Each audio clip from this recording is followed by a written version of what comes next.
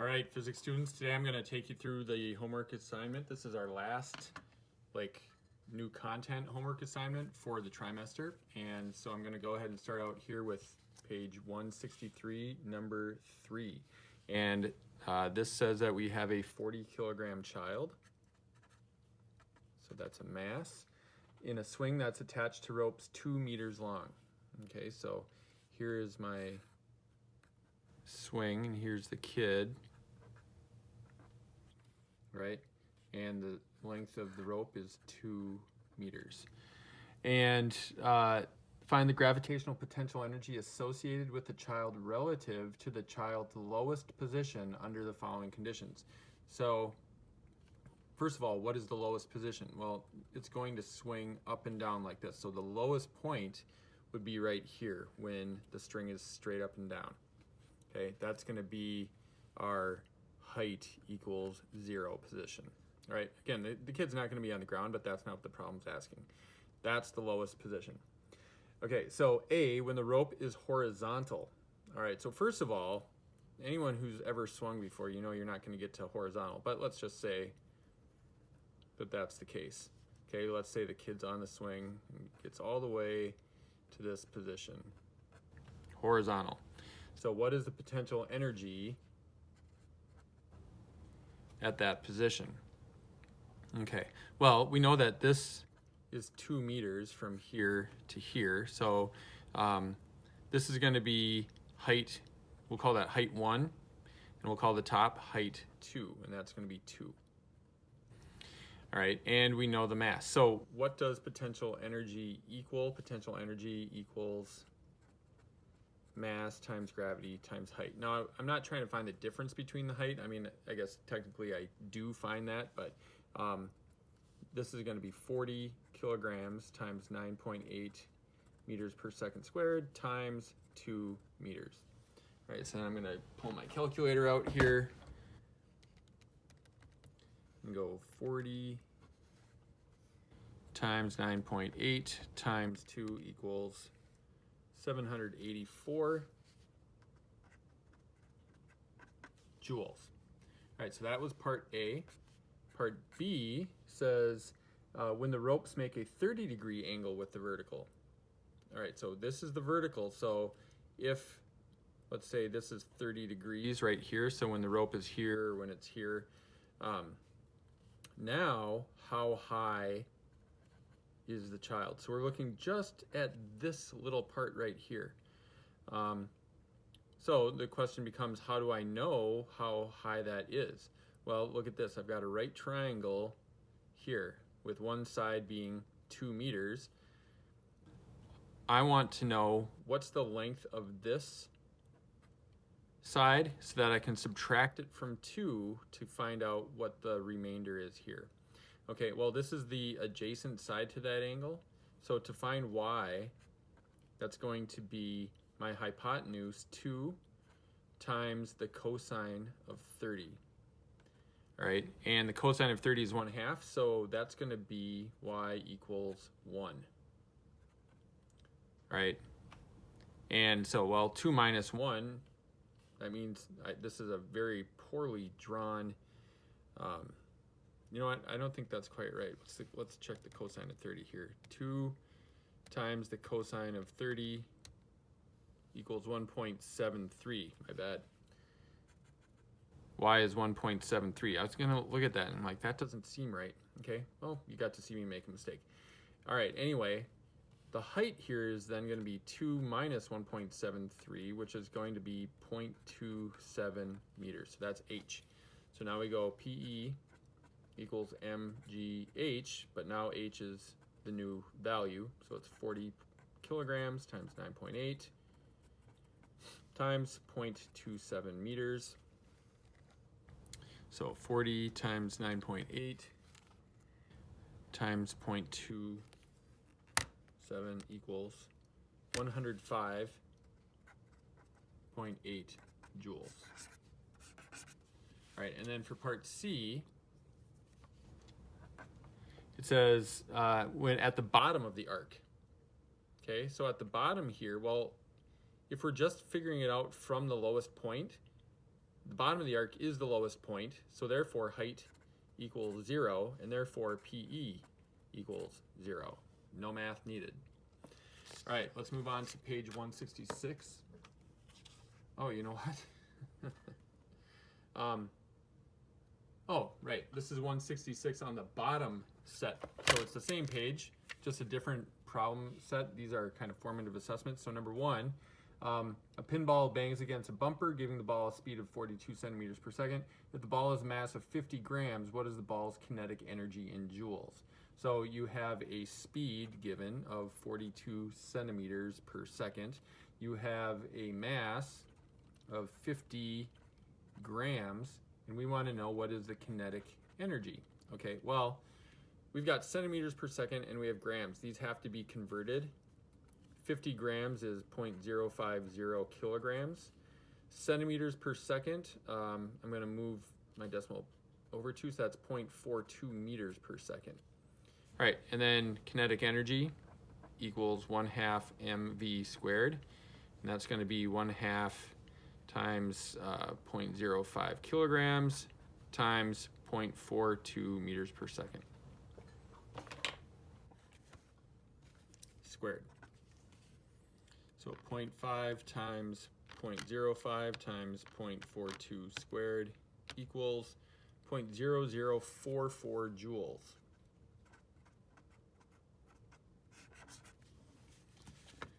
All right, moving on to number 2. Student slides a 0.75 kilogram textbook across the table and it comes to rest after traveling 1.2 meters. Given that the coefficient of kinetic friction between the book and the table is 0.34, use the work kinetic energy theorem to find the book's initial speed. So what do we know? We know that, first of all, there is a book. It's on a table and it gets pushed and eventually it comes to a stop. So here it's got a velocity of something. Here it has a velocity of 0. It comes to rest. We know that the mass is 0.75 kilograms. We know that it travels a distance of 1.2 meters. We're given a coefficient of friction of 0.34, and it said we want to find the book's initial speed. That's according to what it says in the book. So it says use the work kinetic energy theorem. Remember, that's work equals the change in kinetic energy. Work is force times distance times the cosine of theta, but there is no theta here, so it's just force times distance. And this is going to be KE2 minus KE1. Now, KE2, let me just expand this out a little bit, 1/2 mv2 squared minus 1/2 mv1 squared. Here's the v1, that's what we're trying to find. v2 is 0, so this entire term cancels out. So I have force times distance equals negative 1/2 mv1 squared. All right, so I know distance, I know mass, I'm trying to find velocity, but I don't know force either. And so they give us a clue on that. So let's do a free body diagram of the book. The book is moving along. Nobody's pushing it. It was pushed, but it's not being pushed now. And so friction is acting backwards on this book. We know there's a normal force, and we know there's weight. All right. Well, the force that's doing work here, which we can see is going to be negative, is Fk. So we want to find Fk. All right, well, we have an equation for that. We have to go back to last chapter. Fk equals mu k times Fn. All right, well, what's Fn? Fn, in this situation, you got a book on a table. It's not rising up, it's not going down. We know that these two, this is Fg, these two are equal. So what's Fg? Fg is mass times gravity. So this becomes mu k mg. That's going to be 0.34 times the mass of 0.75 times 9.8 meters per second squared. And so our force is 0.34 times 0.75 times 9.8. That's 2.499, we'll call it 2.5. 2.5 newtons. All right, so that we now know. So V is the only thing we don't know.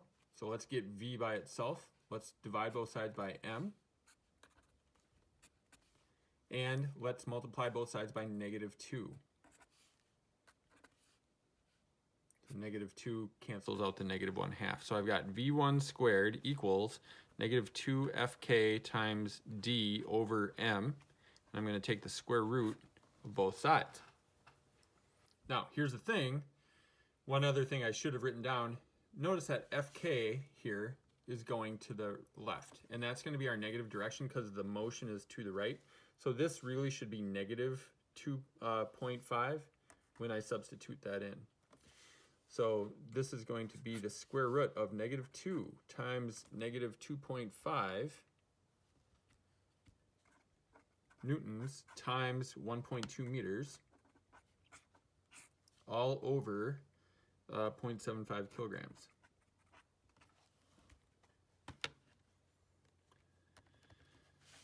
So that's going to be 5 times 1. Let me spell it out, times -2.5. So -2 times 1.2 equals 6 divided by 0.75 equals, 8. And then take the square root of 8. And we get 2.83. V1 equals 2.83 meters per second. All right, that's kind of a hard problem. Or complicated, maybe not hard, but a lot to think about. Let me go to number 3.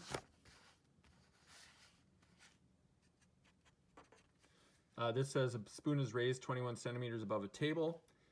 If the spoon and its contents have a mass of 30 grams, what is the gravitational potential energy associated with the spoon at that height relative to the surface of the table? So here's the table. Here's your spoon. Okay, 21 centimeters above the table. That equals our height. Put it in meters, so it's 0.21 meters.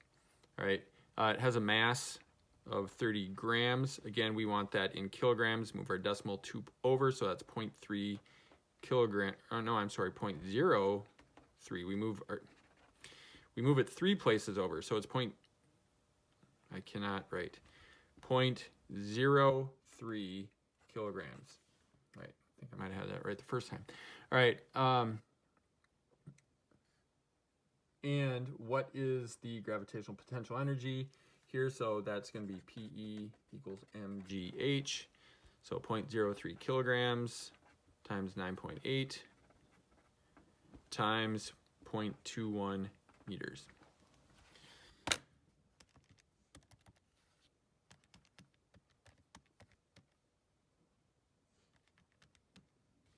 And that is 0.062 joules. All right, one more thing to get to here, page 175, numbers 1 through 5. I don't know if I'll do all of this, but for this one, this is dealing with the law of conservation of energy. And so just a reminder, the law of conservation of energy says that your the energy you start with is equal to the energy you end with. And the energy you have is made up of both potential energy and kinetic energy. All right, and potential energy, 1, that's the height where you started. Kinetic energy 1 is the energy it had when it started, so that's V1 will be needed. All these have to have 1 subscripts. After an event takes place, that's going to be our second thing, so that's going to be mgh2, and ke2 is going to be 1/2 mv2.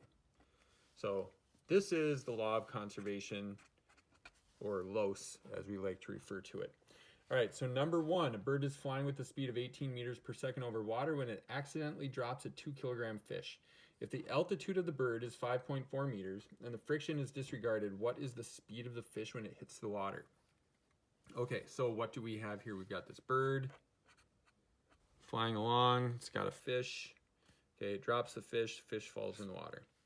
And we know that the fish has a mass of 2 kilograms. We know that it's 18 meters, flying at 18 meters per second. And it's 5.4 meters high. And the question is, how fast is it going when it hits the ground or hits the water? All right, so we want to find V2. We know V1 is 18, V2 is what we want to find. Now here's the nice thing about the masses. Okay, we also, we know height 2 is 0. Well, look at this. You have m in every single term. If you have something in every term, it goes away. It doesn't matter what mass the fish has. It never has in anything we've done all trimester. The mass doesn't matter as far as how fast something falls. We know how fast and how much things accelerate as they fall, regardless of their mass. So that makes sense. The second part here is that we know height 2 is 0, which means this is 0, which means this whole term is 0.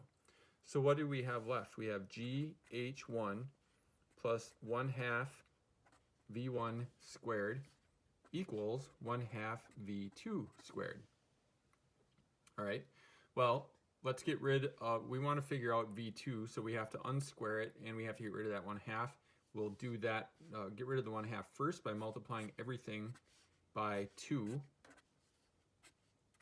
So now I have 2GH1 plus 2 times 1/2 is 1 V1 squared equals V2 squared. And I'm going to take the square root of both sides. V2 equals, and I get 2 times 9.8 meters per second squared times height 1, which was 5.4 meters, plus my initial speed squared, 18 meters per second squared. All right, so I'm going to need a calculator for this one. That's 2 times 9.8 times 5.4 equals plus 18 squared equals, take the square root. Everybody see this? Take the square root of my answer. Oops. And I get 20.7 meters per second. Okay, let's take a look at number 2.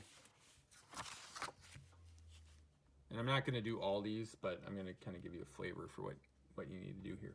A 755 Newton diver drops from a board 100 meters above the water's surface. Find the diver's speed 5 meters above the water's surface. Then find the diver's speed just before striking the water. So here's my diving board. Okay, here's the water. The diver drops from the board, which is 10 meters high. That's interesting. So that's H equals 10 up here. That's H1. Down here at the bottom, H2 equals 0. We also have a situation, in this case, actually H2, it says 5 meters. All right, so that's 2 separate problems. And the question is, person drops, so we know that V1 equals 0. And we want to know the speed at 2 places. We want to know V here, and we want to know V here. All right, so like I said, 2 different problems. But again, I go back to this up here. This is the law of conservation of energy. So mgh1 plus 1/2 mv1 squared equals mgh2 plus 1/2 mv2 squared. In this case, h1 is 10. That doesn't cancel. v1 is 0. So that whole term goes away. h2 is not 0 in this case, so that won't go away. So we want to find v2 once again. So I'm going to bring this over, so I have m, oh wait, we got rid of our m's, I hope. M. Again, it doesn't matter how much that person weighs, but we get GH1 minus GH2 equals 1/2 V2 squared. Again, multiply both sides by 2. I can pull the g out here, so I get 2g times h1 minus h2 equals v2 squared. Take the square root of both sides. And so this becomes the square root of 2 times 9.8 times 10 minus 5 equals v2.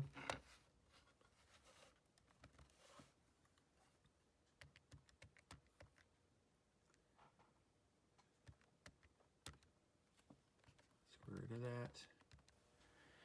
And we get 9.89 meters per second for V2. All right. Doing it for all the way to the bottom, we get mgh1 plus 1/2 mv1 squared equals mgh2 plus 1/2 mv2 squared. Again, looking for V2. H2 in this case is the water level, so that's 0. So H2 is 0. V1 starts out at 0. So this is really just mgh1 equals 1/2 mv2 squared. Again, we can get rid of the m's because there's one in each term. So multiply both sides by 2. Get rid of 1/2. So I have 2gh1 equals v2 squared. Take the square root of both sides. I get the square root of 2 times 9.8 times 10.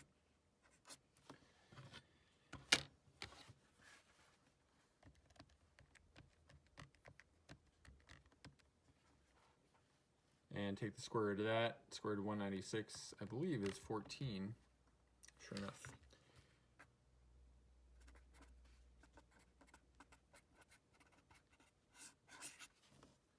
Okay.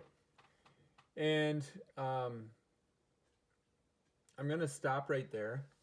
You can basically, it's just continuing to use the same equation. You just solve for different things. But the main thing here is to label what is H1, what is H2, what is V1, what is V2. And then you can, like I said, cancel things out a lot of different ways. The end.